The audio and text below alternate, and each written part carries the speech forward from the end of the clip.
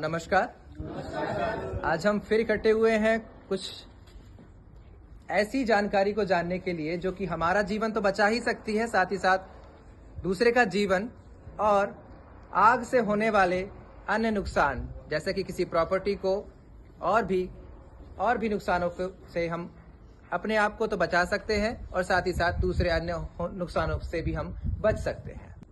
मान लीजिए आप अपने घरों में सो रहे हैं, अचानक से इलेक्ट्रिक करंट में शॉर्ट सर्किट होता है और वहां पे आग लग जाती है। अफरा तफरी में घबराहट के मारे पता नहीं चलता कि हम क्या करें। आग किस पर लगती है? लकड़ी, कोयला, पेपर, वायर, गैस, तेल, और ये सारी चीजें कुछ न कुछ हमारे घर पर मौजूद है। तो ये सब चीज ऐसी है कि खतरे से हम कहीं बच तो नहीं पा रहे हैं, खतरा हमारे सिर पर मंडराते रहता है। पर जरूरत क्या है? खतरे से डरने की कि उसका सामना करने की।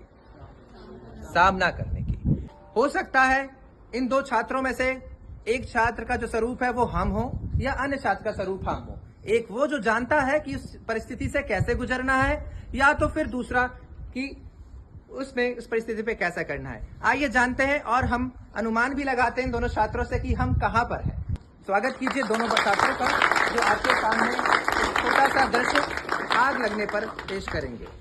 आग लग गई, पूरे इधर धुआं ही धुआं हो गया है, कोई बचाओ। बाप रे, कैसे बुझाओ इसको? बाहर जाने का रास्ता भी नहीं है।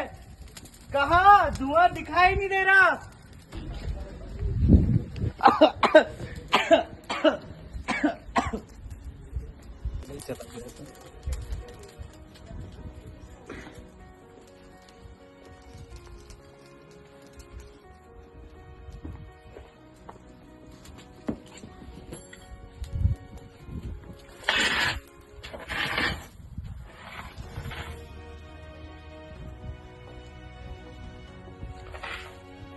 एक वो व्यक्ति जो घबराहट के मारे उसको कुछ समझ नहीं आया कि इस आग से कैसे सामना करना है, और वो आग और आग से हुए धुएं के संपर्क में आकर के ब्रीदिंग प्रॉब्लम हुई और वो बेहोश हो गया। दूसरा व्यक्ति जो जानकार व्यक्ति था, मुंह पर कपड़ा रखते हुए, जानते हुए कि धुआं हमेशा ऊपर की तरफ जाता है, तो वो निचले स्तर पर रहते हुए बाहर आया और बाहर देखा। पहले तो अंदर देखा कि आग किस में लगी है और उस प्रकार की आग को बुझाने के लिए मेरे पास क्या साधन है। जब वो बाहर आया तो उसने देखा कि वहां पर एक लाल कलर का एक टैंक रखा हुआ है जिस पर लिखा हुआ है कि आग बुझाने का यंत्र, और उस पर यह भी लिखा हुआ है कि जिस प्रकार की आग अंदर लगी है उसको इससे बुझाया जा सकता है।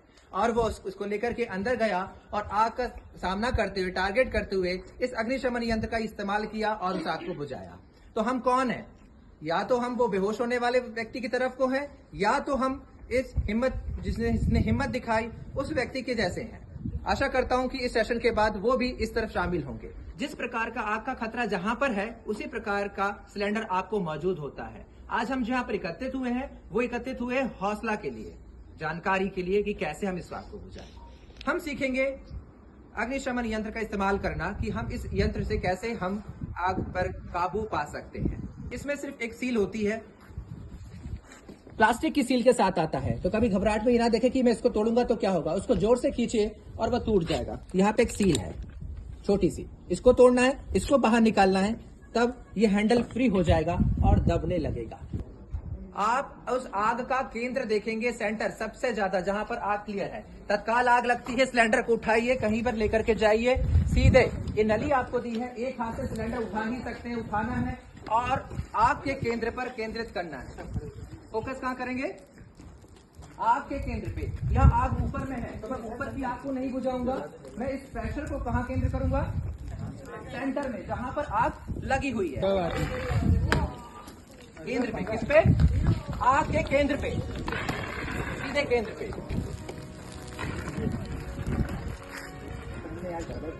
Small demo about the practical how to use fire extinguisher that has been demonstrated very nicely by Mr. Vivek. A big clap for him.